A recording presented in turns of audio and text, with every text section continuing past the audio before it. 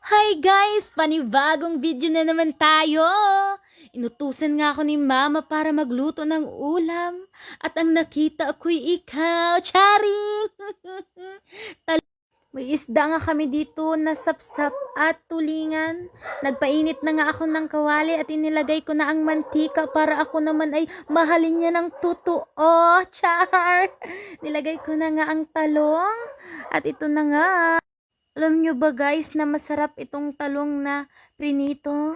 Na may isawsaw lang natin ito sa toyo na may kalamansi. Solved na ang ating ulam ngayong gabi. At pagkatapos ko nga magluto ng talong ay niluto ko na din itong aming tulingan at prinito ko na. Kumukulo-kulo na nga ito at natakot ako na baka ako'y iwan niya.